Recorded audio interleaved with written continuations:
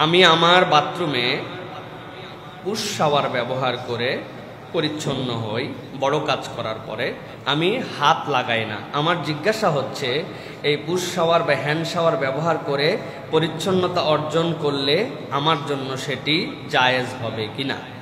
প্রিয় ভাইয়েরা, এখনকার আধুনিক যে সকল বাথরুম আসছে সেইগুলোতে কমোটে এতে আমাদের হ্যান্ড শাওয়ার বা পুশ শাওয়ার বলি যেটা, বা ফ্ল্যাশ হ্যান্ড ফ্ল্যাশ বলি, এইগুলা এখন মানুষজন ব্যবহার করে। তো এই ব্যবহার যদি কেউ বড় কাজ করার পরে, মল ত্যাগ করার পরে যদি কেউ হাত না ব্যবহার করে এইটা দিয়ে কেবলমাত্র পরিষ্কার করেন, তাহলে তার শরীরে হুকুম কি? প্রিয় ভাইয়েরা, প্রথমে তিনটা দিকের কথা আপনাদেরকে বলি। এক নম্বর হচ্ছে, নবী করিম সাল্লাল্লাহু আলাইহি ওয়াসাল্লামের বুখারী মুসলিমের হাদিস দ্বারা বোঝা যায় নবীজি পানি ব্যবহার করে পরিচ্ছন্ন হওয়াকে সবচেয়ে বেশি পছন্দ করেছেন, পানি ব্যবহার করা। দুই নম্বর যেটা, সাহাবায়ে কেরাম দ্বারা প্রমাণিত যে তারা তাদের পরিষ্কার পরিচ্ছন্নতার ক্ষেত্রে হাত ব্যবহার করতেন। সুতরাং এটা হাত ব্যবহার করে পরিষ্কার পরিচ্ছন্নতা, এটা একটা আমল। তিন নম্বর হচ্ছে যে এই পরিষ্কার পরিচ্ছন্নতার মূল শর্ত কি? মূল শর্ত হচ্ছে নাপাকিকে দূর করে দেওয়া। পানি দিয়ে হোক, টিস্যু দিয়ে হোক, মাটি দিয়ে হোক, হাত লাগায় হোক, হাত না লাগায় হোক, মূল মাকসাদ নাপাকি দূর করা।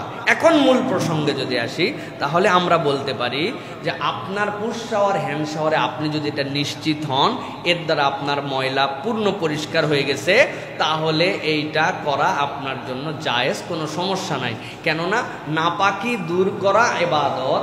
হাত লাগাবেন না, টিস্যু লাগাবেন না, পুশ শাওয়ার দিবেন, এই হাত লাগানো ইবাদত নয়। সুতরাং মূল ইবাদত যদি আপনার হক আদায় হয়ে যায়, নাজাসাতের হক আদায় হয়ে যায়, তাহলে আপনার জন্য এটা জায়েজ। তবে মনে রাখতে হবে যে যেহেতু হাত লাগানোর দ্বারা আপনি 100% নিশ্চিত হন, সেই ক্ষেত্রে যদি সুযোগ থাকে তাহলে টিস্যু বা হাত দিয়ে পরিষ্কার পরিচ্ছন্ন করার পর সেই হাতকে পরিষ্কার করে নেওয়া, এটা আসাহ, এটা উত্তম। কিন্তু আপনার ফ্ল্যাশের স্পিড আপনি লাগানোর দ্বারা আপনি বোঝেন, অথবা দু একবার পরিষ্কার করার পরে এরপরে আপনি টিস্যু বা কিছু দিয়ে চেক করে দেখছেন নিশ্চিত যে এই পরিমাণ ফ্ল্যাশ দেওয়ার পর আমার এরকম কিছু থাকে না, তাহলে আপনি এটা ব্যবহার করতে পারেন। মূল মাকসাদ, মূল ইবাদত পরিচ্ছন্নতা, সেটা হাত লাগানো ইবাদত নয়, আবার সেটা পুশ শাওয়ার দিয়ে পরিষ্কার করা ইবাদত নয়। আপনি পরিষ্কার হয়েছেন নিশ্চিত, এটা যদি আপনি হন, তাহলে আপনি হাত না লাগায়ে কেবলমাত্র পুশ শাওয়ার হ্যান্ড শাওয়ার ব্যবহার করেও পরিষ্কার হতে পারবেন। আশা করি আপনার উত্তর পেয়েছেন।